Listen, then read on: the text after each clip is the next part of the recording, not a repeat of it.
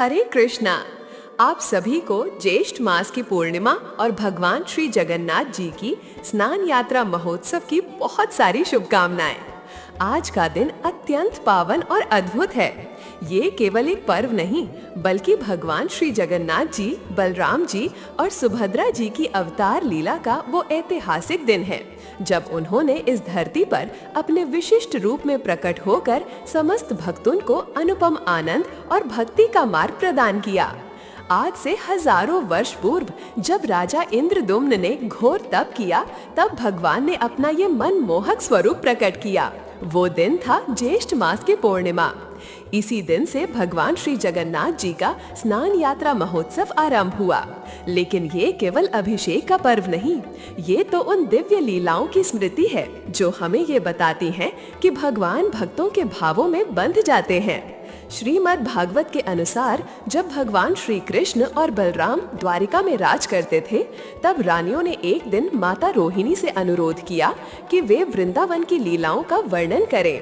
माता रोहिणी जानती थीं कि ये कथा अत्यंत भावमयी और अद्भुत है, जो कृष्ण और बलराम के मन को पूरी तरह मोह लेती है। इसलिए उन्होंने शर्त रखी कि ये कथा तब सुनाई जाएगी जब कृष्ण और बलराम महल में उपस्थित नहीं होंगे। सुभद्रा जी को द्वार पर पहरेदारी सौंपी गई, पर कथा इतनी मोहक थी कि वे भी उसमें बह गईं। जब कृष्ण और बलराम आए, वे भी कथा में डूब गए और तीनों के शरीर ने वो स्वरूप धारण कर लिया जो आज जगन्नाथ, बलदेव और सुभद्रा जी के रूप में हम जानते हैं। भगवान का ये दिव्य स्वरूप जब नारद मुनि ने देखा, तो वे आनंद से भर उठे और प्रार्थना करने लगे कि भगवान इसी स्वरूप में धरती पर प्रकट हों। भगवान ने उन्हें वरदान दिया कि वे कलयुग में इसी स्वरूप में जगन्नाथपुरी में निवास करेंगे और भक्तों को दर्शन देंगे। ये भी कहा जाता है कि जब राजा इंद्रदुम्न भगवान के इस स्वरूप की मूर्ति बनवाने लगे, तो विश्वकर्मा जी स्वयं एक वृद्ध शिल्पी के रूप में आए और शर्त रखी कि जब तक मूर्ति निर्माण पूर्ण ना हो, कोई द्वार ना खोले। लेकिन कई दिन बीत जाने के बाद जब कोई आवाज नहीं आई, तो राजा ने द्वार खुलवा दिया। उस समय भगवान का अधूरा लेकिन अत्यंत दिव्य रूप प्रकट हुआ, बिना हाथ पैरों के विशाल नेत्रों वाले 3 अद्भुत विग्रह। राजा को बहुत खेद हुआ, लेकिन उसी समय आकाशवाणी हुई कि यही भगवान का लीला स्वरूप है जो जगन्नाथ रूप में पूजित होगा। इस महोत्सव का विशेष महत्व इसलिए भी है क्योंकि इस दिन भगवान जगन्नाथ जी का महास्नान होता है। 108 कलशों से पवित्र तीर्थों के जल को मिलाकर विशेष मंत्रों से अभिषेक किया जाता है। इस जल में चंदन, कपूर, पुष्पों का रस और गंगा जल मिलाकर उसे सर्व तीर्थमय बनाया जाता है। इस दिन भगवान को स्नान कराने के बाद उन्हें गज वेश धारण कराया जाता है। अब प्रश्न उठता है कि गज वेश क्यों? तो इसके पीछे भी एक सुंदर कथा है। कहा जाता है कि भगवान गजराज को ग्रह से छुड़ाने के लिए गजराज के रूप में आए थे। इस रूप में वे अपने भक्त को बचाने के लिए स्वयं संकट में पड़ गए थे।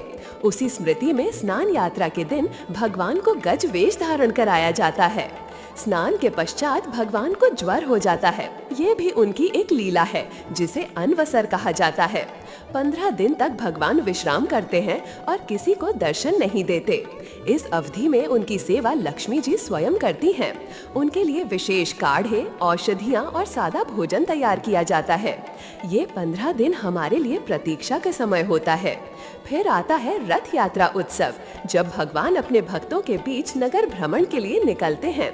रथ यात्रा के बाद बहु यात्रा होती है, जब भगवान वापस श्री मंदिर पधारते हैं। एक और अद्भुत प्रसंग ये भी है कि जब भगवान जगन्नाथ की रथ यात्रा के समय रथ नहीं हिलता, तो स्वयं भगवान को पुकारने के लिए भक्त गाते हैं, जय जगन्नाथ। तब जाकर रथ आगे बढ़ता है। ये इस बात का संकेत है कि भगवान अपने भक्तों की पुकार पर ही चलते हैं। उनके रथ को कोई बल नहीं खींच सकता, केवल प्रेम ही खींच सकता है। आज के इस विशेष अवसर पर हम सभी को एक संकल्प लेना चाहिए कि जैसे राजा इंद्रदुम्न ने तप करके भगवान को अपने नगर में प्रतिष्ठित किया, वैसे ही हम अपने जीवन में उनके लिए एक पवित्र स्थान बनाएं। केवल मंदिरों में नहीं, अपने हृदय में उनका निवास हो। भक्ति, सेवा और प्रेम से युक्त होकर हम उनका दर्शन करें। जगन्नाथ जी की ये कथा हमें ये भी सिखाती है कि भगवान का स्वरूप चाहे कैसा भी हो, उनकी भक्ति में कोई न्यूनता नहीं आती। उनकी अपूर्ण प्रतीत होने वाली मूर्ति भी भक्तों को पूर्ण आनंद प्रदान करती है। यही जगन्नाथ जी की सबसे बड़ी महिमा है। तो आइए इस स्नान यात्रा के पावन पर्व पर हम अपने घर के पास के किसी मंदिर में जाकर या ऑनलाइन माध्यम से ही सही भगवान जगन्नाथ जी का दर्शन करें, उनका स्तुति करें और उनसे प्रार्थना करें। हे जगन्नाथ, आप हमारे हृदय में सदा के लिए वास करें, हमें आपकी शुद्ध भक्ति प्रदान करें।